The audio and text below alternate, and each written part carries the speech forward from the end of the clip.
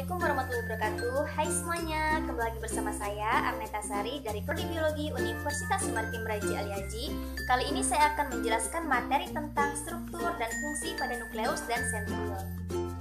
Saya akan membahas mengenai nukleus dulu ya teman-teman. Nah, adapun poin dari nukleus ini yaitu yang pertama, apa sih nukleus itu? Kemudian poin yang kedua mengenai penemu dari nukleus itu sendiri. Yang ketiga yaitu ciri-ciri umum dari nukleus. Kemudian poin yang keempat ada fungsi dari nukleus. Yang kelima ada komponen-komponen dari nukleus sendiri. Pengertian nukleus. Jadi, nukleus ini merupakan organel yang ditemukan pada sel eukariotik, di mana organel ini mengandung sebagian besar materi genetik sel dengan bentuk molekul DNA linear panjang yang membentuk kromosom bersama dengan beragam jenis protein. Selanjutnya, penemu nukleus. Nukleus ini ditemukan oleh Robert Brown. Robert Brown ini merupakan tokoh yang pertama kali mengamati nukleus pada tahun 1931. Ciri-ciri umum nukleus. Yang pertama, posisi nukleus di dalam sel dipengaruhi oleh aktivitas sel. Maksudnya, nukleus pada umumnya dapat diamati di bagian tengah sel, namun ada pula yang letaknya di tepi sel, misalnya pada sel otot rangka. Ciri yang kedua, nukleus tidak dapat bergerak bebas. Artinya, nukleus di dalam sel terperangkap di dalam jaring-jaring yang terbuat dari filamen intermedia dan mikrofilamen. Yang ketiga, nukleus bisa terdapat dalam jumlah tunggal pada sel, namun ada pula sel yang memiliki lebih dari satu nukleus. Contohnya, sel dengan nukleus tunggal yang ditemukan pada sel hewan dan sel tumbuhan. Yang keempat, bentuk nukleus biasanya ekivalen dengan bentuk sel. Maksudnya, jika sel berbentuk bulat atau kubus, maka bentuk nukleus juga akan bulat atau kubus. Namun, ada pula sel dengan nukleus tidak beraturan bentuknya, yaitu pada leukosit dan infusoria. Yang kelima, ukuran nukleus bergantung pada volume sel, jumlah DNA dan protein, serta perkembangan metabolisme sel. Pembahasan selanjutnya yaitu fungsi dari nukleus. Yang pertama, menyimpan gen pada kromosom. Yang kedua, mengatur gen dalam kromosom dalam proses pembelahan sel.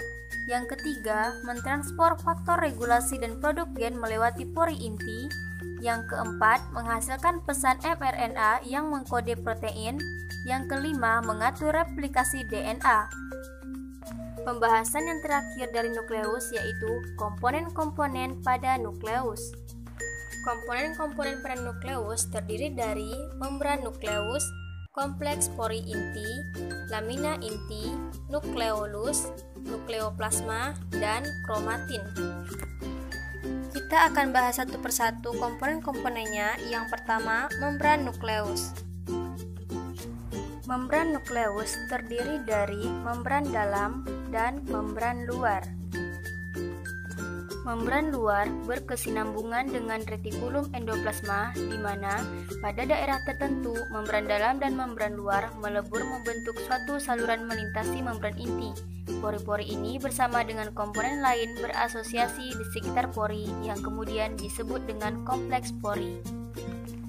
Fungsi membran nukleus yang pertama, memisahkan materi genetik dari sitoplasma. Yang kedua, mengatur masuk dan keluarnya molekul besar dan kompleks.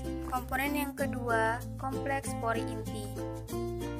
Fungsi kompleks pori inti ini yaitu sebagai transport pasif terdiri dari ion, metabolit, protein globula termasuk histon, dan yang kedua sebagai transport aktif molekul besar ke dalam inti, yang ketiga sebagai pengiriman molekul keluar inti.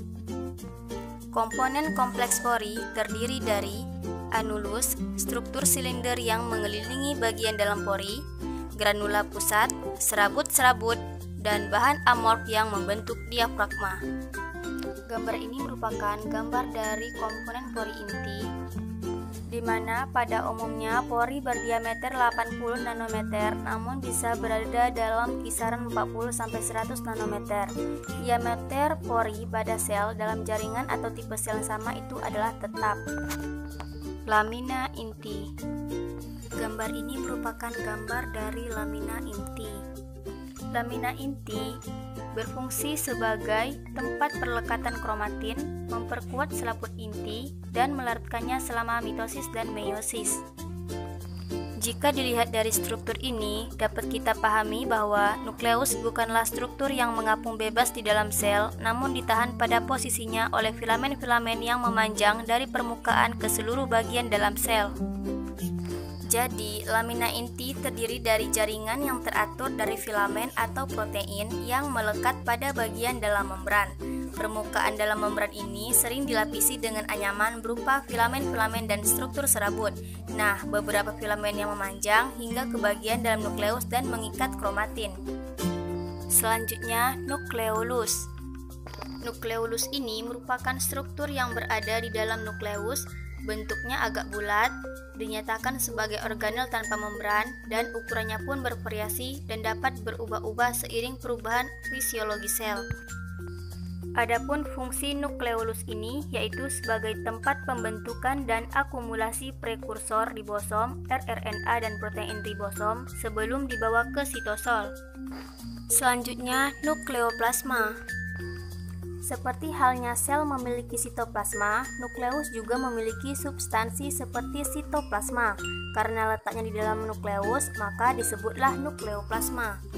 Nukleoplasma merupakan substansi transparan dan semisolid. Di dalamnya terdapat kromatin dan nukleolus. Selanjutnya ada kromatin. Bentuk padat dari kromatin merupakan kromosom. Ukuran dan bentuk kromosom berubah-ubah. Kromosom pada saat interfase berubah menjadi filamen-filamen halus. Filamen-filamen tersebut adalah kromatin. Kromatin dibedakan atas dasar daya serapnya terhadap zat warna, di mana kromatin dengan daya serap warna kuat dinamakan dengan heterokromatin, dan juga sebaliknya, kromatin dengan daya serap warna lemah dinamakan dengan eukromatin. Heterokromatin. Heterokromatin merupakan bentuk rapat dan banyak terlihat pada sel yang sedang istirahat seperti limfosit atau sel memori yang menanti adanya antigen asing. Selanjutnya, eukromatin. Eukromatin berbentuk halus dan banyak terdapat dalam keadaan aktif sel yang aktif melakukan transkripsi. Yang terakhir ada kromosom. Sebelum pembelahan sel, kromatin mengalami kondensasi membentuk individu kromosom metafase. Kromosom ini tampak sebagai dua kromatid. Teman-teman bisa lihat di gambar tersebut. Baiklah teman-teman, selanjutnya kita masuk ke struktur dan fungsi pada sentriol. Simak terus ya. Pengertian sentriol. Sentriol merupakan organel dengan struktur berbentuk tabung silinder yang terdapat dalam sel eukariot. Fungsi sentriol.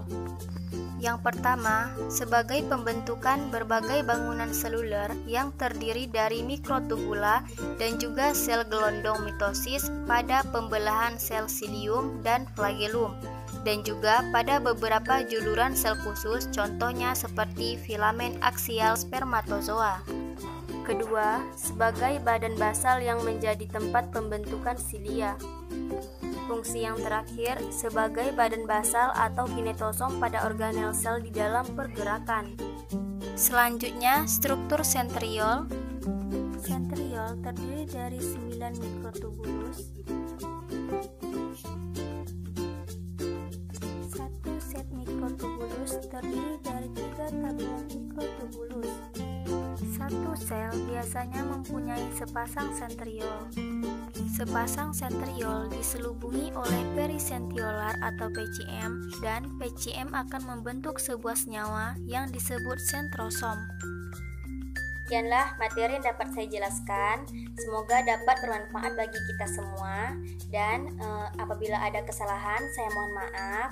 Saya akhiri dengan wassalamualaikum warahmatullahi wabarakatuh.